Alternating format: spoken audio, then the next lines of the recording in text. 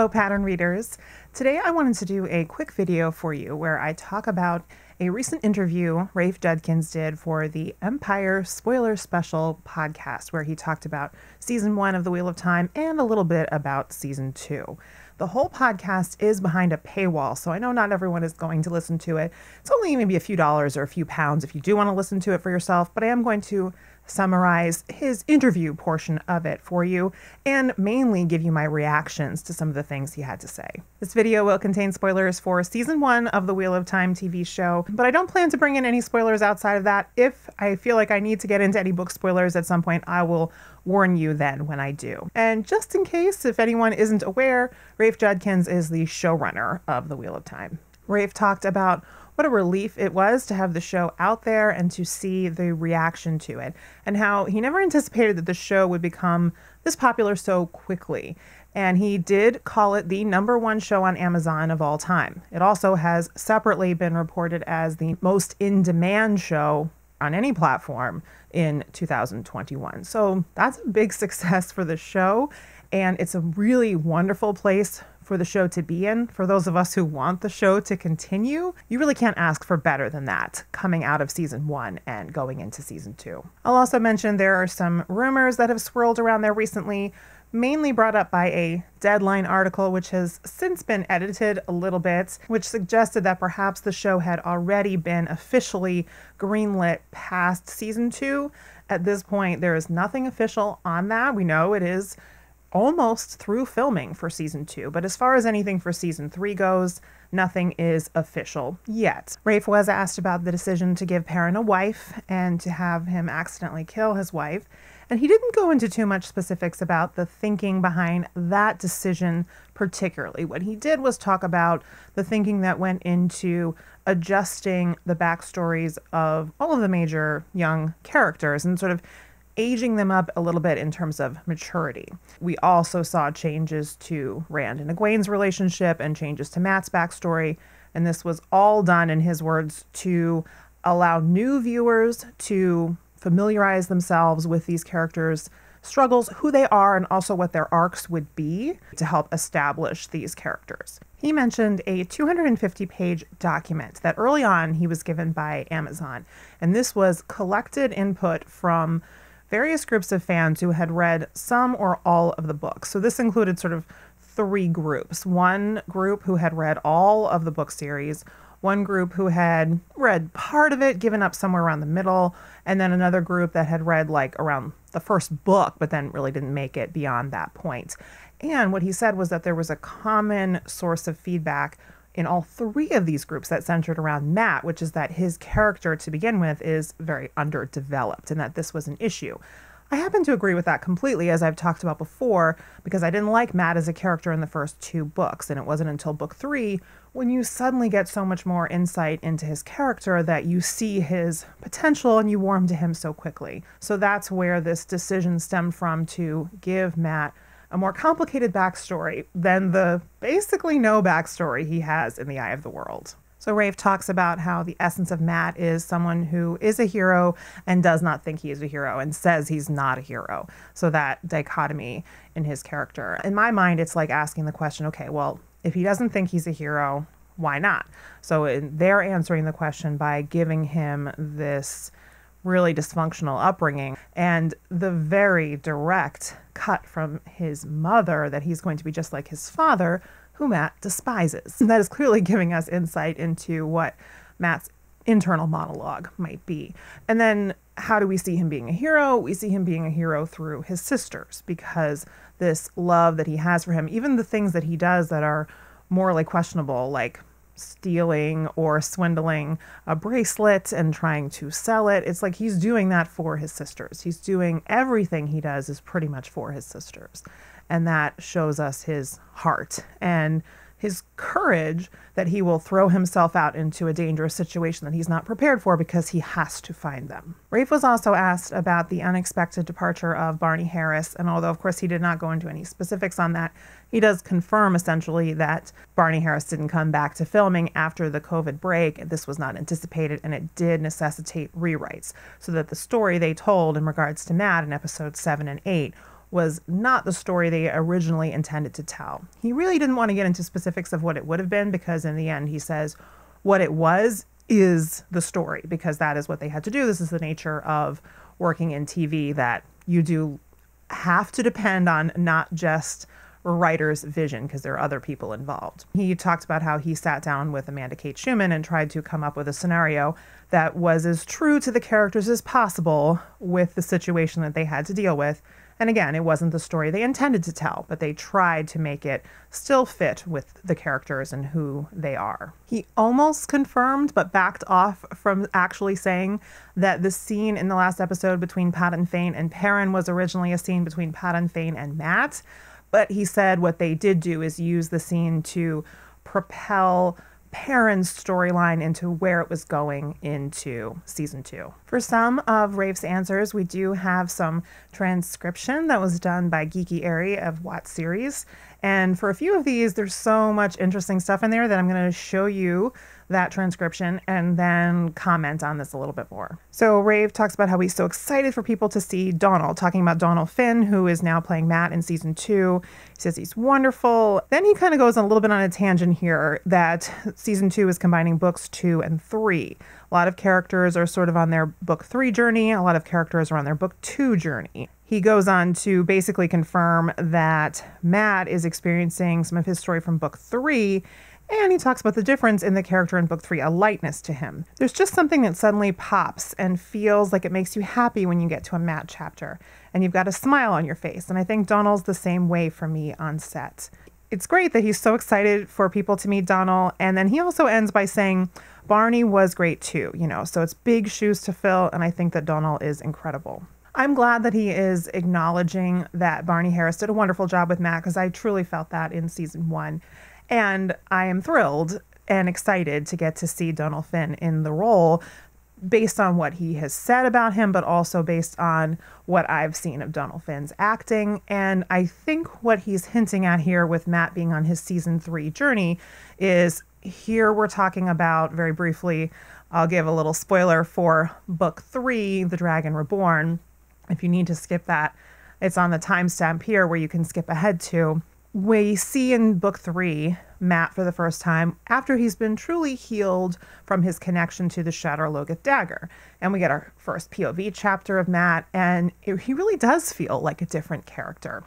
And so I think that's where we're going to either start or very quickly get into Matt's story in season 2. And I think, like many people, anticipating a scene that we get early in book 3 where Matt has just been fully healed from the dagger, and he has a little quarterstaff competition with Gawain and Galad, who are using their practice swords. And it's an epically awesome scene, so I think all the book fans are really hoping that that is what Rafe Judkins might have been referring to here. But I will be very curious to see how they handle the very beginning of Matt's story in season 2, because we don't really get a full explanation for why he didn't go through the Waygate. So I feel like we need to have some explanation of why he didn't go through, what he did instead, where he went, how the dagger got from his room in the inn to Padan Fain's possession. Would be great to have those dots connected. I have my own thoughts and theories on that, which I'll dig into in another video. The other thing to speculate on in this answer is, which characters might be in more of their book 2 and which characters might be in more of their book 3 journeys in season 2, and how all of that is going to be melded together. I have done a video speculating on that before, and I want to update that with new information that we have of where everyone ends up at the end of season 1. So that's something I'm also working on. In regards to where Ran ended up at the end of season 1 and where he's headed from there, he talked about wanting to make Ran's decisions feel a little more age appropriate to where the actor is and just how old the character is supposed to be compared to some of the decisions maybe book-wise that feel a little bit younger. And then going forward, he talked about how Rand's storyline in season 2 is going to include beats from both book 2 and book 3, and as well as characters he interacts with in both book 2 and 3, and that these are going to be sort of blended together. So that provides lots of ideas for speculating on Rand's story. So I'm excited to think more about that. They talked about the decision to make Rand being the Dragon Reborn a mystery, not to have that be so obvious as it was in book 1. And Rafe talked about wanting that question of who is the Dragon Reborn there to help draw new viewers in, but that he also wanted them to be able to think about what the dragon is, like what it means to be the dragon. Think of it beyond just what we might think of as a typical chosen one narrative, that there is more nuance to what it means to be the dragon, and that's what he was aiming for there. So I wanted to comment on that one a little bit more, because I have just noticed a very, very persistent trend in comments from people who did not like that change. People who did not like particularly the idea of expanding who could be the Dragon Reborn beyond Rand, Mat, and Perrin, and including Nynaeve and Egwene in that question. And the common theme that I see in comments, and it's so consistently worded in almost exactly the same way that it makes me a little bit like it raises my eyebrows a little bit. The idea of the dragon could potentially be a woman took away the stakes for them, made it seem like no one really was grasping that it was a scary thing to be the dragon, that it might be a bad thing, that people weren't scared of or, taking in that aspect of the story. So I did some thinking about that, and I do not agree, but I'd like to really dig into this a little bit more. So this could be potentially a topic for another video too, is like looking at specific instances in the first season that spoke to that directly. I mean, for one thing, I would say they make it very clear that this prophesied Dragon Reborn is someone who will either destroy the world, join the Shadow, or potentially save the world. Okay, this is emphasized again and again and again. From the very first episode, I think about episode 6, where Swan and Moraine are talking about it, and how the one thing they absolutely know about the dragon is that they're either going to go over to the Shadow or face and confront the Dark One. So it's one or the other. And I think that was emphasized again and again and again, this possibility. And Logain talks about it. He talks about how everyone focuses on how the dragon might destroy the world, but that there's an equal possibility that the dragon could save the world, and that's what he wants to focus on. So this is something that is said again and again and again throughout the whole season. And I would also put out there that, does it seem to you like people aren't scared of Logain? Because it seems to me like people are scared of Logain. And he is just someone who is claiming to be the Dragon Reborn, and yet a lot of people say they don't even believe that he is the Dragon Reborn. So anyway, I am not buying this particular argument that including Egwene and Nynaeve in this made the whole thing come across like the dragon is not scary, or we don't need to be scared about the dragon. But it's a very consistent talking point that I see out there. I'm curious whether you've come across this as well, and whether you have any thoughts on that. But again, I might dig into that more in another video and actually pull out as many specifics as I can from the season. They also addressed the complaint some people had that Rand seemed to fade a little bit into the background based on this decision to make the Dragon Reborn's identity more of a mystery. They had to sort of play down Rand a little bit. And Rafe addressed this by talking about how he felt this was appropriate to Rand's character as someone who was probably the most reluctant of any of them, the least likely to want to be the dragon, the one who most wanted to be home. That said, I do notice in The Eye of the World Rand's little moments of stepping up in a leadership role, not necessarily because he wants to, but because he has that natural inclination to him. And you can see that a little bit in the show, as far as Rand being the one most frequently to confront Moraine. He is the one who stands up to her and questions her and doubts her. So they have kind of carried those things forward. But then they talked about how this reluctance on the part of Rand to be the Dragon Reborn is something that he's going to continue to struggle with going forward. But regardless, now that everyone knows that Rand is the Dragon Reborn, there's no need to hide that going forward. And so any additional focus that they want to give to Rand's character, there's going to be plenty of opportunity to do that. And in fact, I think if we compare the kind of focus that Rand gets in the section of the story that is book 3, I think he is going to get more focus. So it's going to balance out in the end, is my opinion. And then Rafe actually talked about the one moment in the entire season and in the finale that I probably had the biggest issue with, and I think a lot of other people did as well, which is when Egwene heals Nynaeve. And he talks about how they really intended to make it as clear as possible that Nynaeve was not dead in that moment, because the rule is still in place in the show, as in the books, that death cannot be healed. So they wanted to show a difference between Nynaeve and the other channelers who had been burned out completely and were dead. But he did acknowledge that this was perhaps a misstep because people did end up misreading this, and that they could have and should have apparently made it clearer that it was not the case that Nynaeve was dead.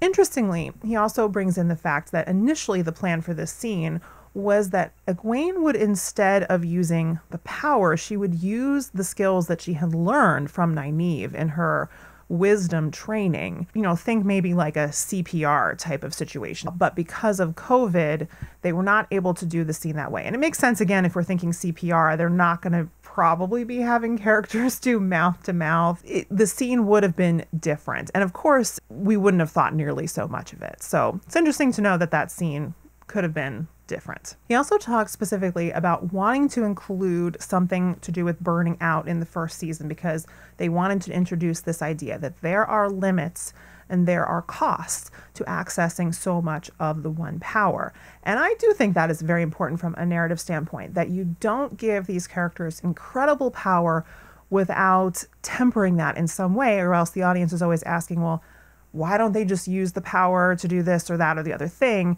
If you can establish that there are potential consequences and limits to that, it helps you, narratively speaking, for the stakes to feel more real. And so this is something that is going to continue to have ramifications in the story, that Egwene and Nynaeve have experienced this, and that they're going to acknowledge, again, to make it really clear, that death cannot be healed.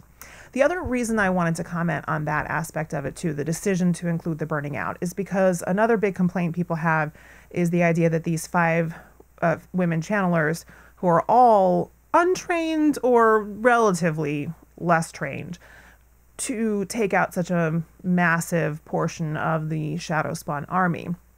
And that people had a problem with this because it sort of sets them up as too powerful. You know, if they can do that, what else can be done? And again, the burning out situation here is kind of my response to that. It's like, they didn't just take out the Shadow Spawn army. Most of them died, and the others could have also died.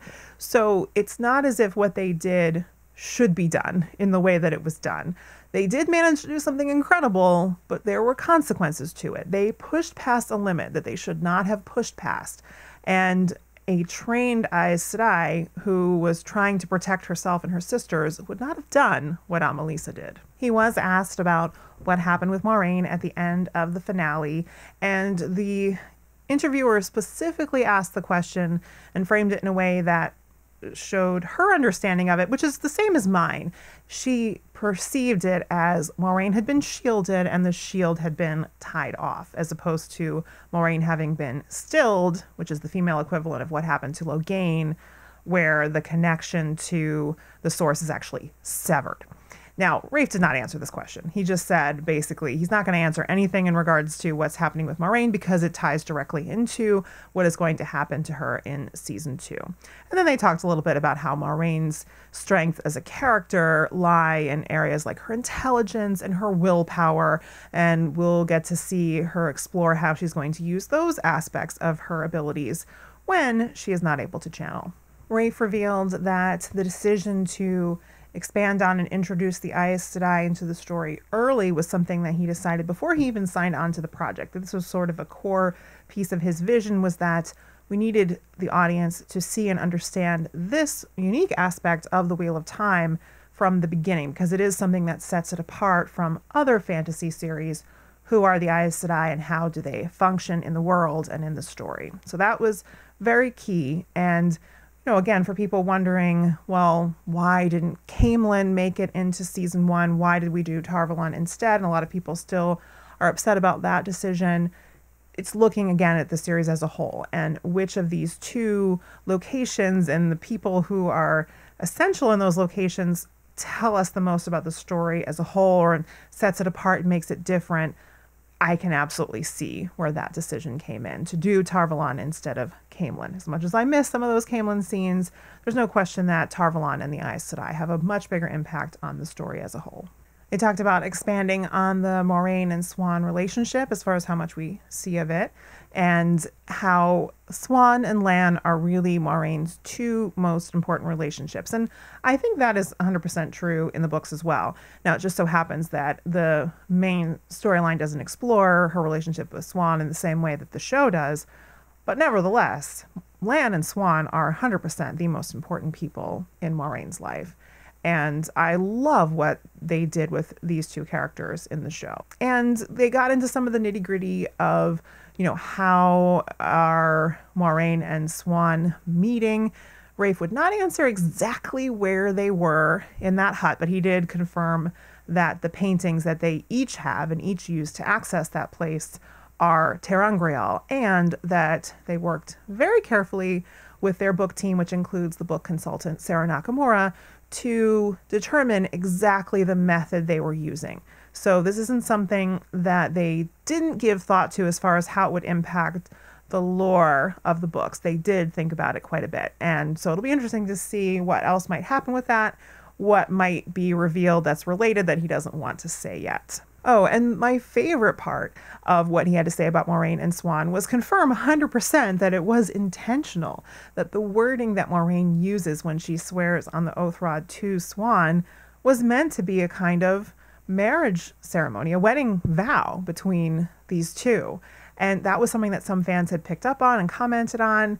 And he's like, yep, that was intentional. So that was super cool because it again helps explain why the oath was done in this way, that there were multiple layers that this scene was functioning on. In talking about the cold opens that were used at the beginning of each episode, that is the scene that occurs before the credit or title sequence and is often disconnected in time or space from the rest of the story.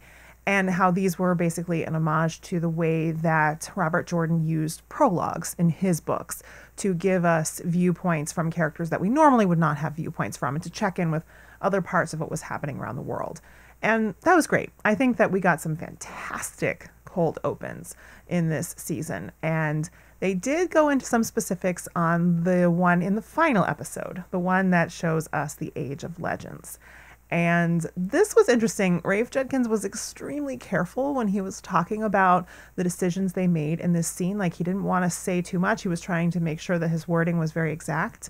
But the big takeaway I got from it was that some fans seem to think that some things were misstated in that cold open, or mistakes were made. And Rafe says very emphatically that they were not, that they were very deliberate in exactly how they worded and phrased things. And so that was fascinating. In terms of what implications this might have, I definitely think it means we will see other scenes in that time frame, perhaps. And the other thing that I would say from this answer of his is that, in general, you have many book fans who are questioning different decisions that are made and maybe don't like different decisions that were made, which is, again, totally fine. You can not like any decision. You can disagree with it. That is 100% fair and fine, and have at it. But when people start to accuse people involved with the show of making decisions haphazardly without thinking about it, as if they haven't read the books, I just think that's just not true, right? It's not the way these things go. There's so much more that go into these decisions than people realize. And it's very clear that they do think very carefully about the decisions they make and the implications they will have. And again, you might not like them, you might disagree with them, but that doesn't mean that they didn't think them through, that they didn't have their reasons for doing it, and a lot of which we just haven't seen play out yet. Two wonderful bits of news. He confirms that Aviendha has been cast, and that since she is one of his favorite characters, he loves seeing her come to life. And the Aiel are just as important and iconic to the story as the Aes Sedai are. And we're going to see more of them than we might expect in season 2. So that is super exciting. Now just drop that Aviendha casting on us already, won't you? Now comes an answer that some people did not like about when we can expect to see season 2. And he starts with longer than you think. He mentions specifically one of his friends saying, oh, I hear we're getting a trailer for season 2 in March. And he's like, No way, that's not even close to the time frame we're on. He mentioned specifically there will be a time in between Lord of the Rings and Wheel of Time. So we're working hard on them, but it will be a while before people see it. We'll hopefully have some really cool content, though, that's coming out between seasons. So this has many people speculating that we won't see season 2 until sometime in the year 2023, as opposed to the end of 2022, as many people had initially been hoping that it would be around a year between seasons. And I have some thoughts on this. First of all, the one thing that he was able to really give us that kind of is a reference point is The Lord of the Rings. Now, the first season of that show is premiering on September 2nd, 2022. And there are 8 episodes in that first season. So depending on whether they drop 1, 2, or 3 episodes that first week, we don't know what they're going to do, but we do know it will be weekly. That first season of The Lord of the Rings will be over either at the beginning or towards the end of October, somewhere between either October 7th or October 21st. So then there needs to be some time in between that and the start of the Wheel of Time. That part is left very open to interpretation. Is it a month? Is it several months? I think anything in that window is possible. Now, I think there are some other context clues we can look at that would help figure it out. People have different opinions on this, and I know there are people out there with some potentially inside information, but my guess is it's not been determined yet. So I'm just going off of what makes sense to me. If we look at what, Amazon might be looking at as far as having major titles in their Prime Video content in different seasons of the year. They have The Marvelous Mrs. Maisel in the spring. They have The Boys in the summer. They're now looking to slot in The Lord of the Rings in the fall. And they used to have The Expanse in the winter, like December, or which, their most recent season of The Expanse premiered in December of this past year. So I'm guessing that that is where the Wheel of Time is going to be slotted in that winter slot that The Expanse used to occupy. And that might mean that it is indeed a little bit later than it premiered in 2021 for the first season. But I would also guess not a lot later, because again, they want it to I would think they would want it to take the place of The Expanse. And the other quote we can point to is one of those Amazon executives referring to the Wheel of Time in regards to how well it did in season 1, called it the Christmas gift that keeps on giving. So to me, these clues put it most likely premiering either in December or January this coming winter. So if I had to guess, I would say December 2022 to January 2023. Hopefully, maybe they'll then be able to settle into a pretty consistent yearly release around the same time frame, because it's always nice when that can occur. Those are all my thoughts on this interview for now. I'd love to hear yours in the comments. And I am, of course, going to keep bringing you more information on season 2 as we have it, keep speculating on it, which I love to do. And I'm definitely excited to keep doing that going forward with this new information. So be sure to subscribe for more Wheel of Time content. But for now, you came in peace, depart now in peace.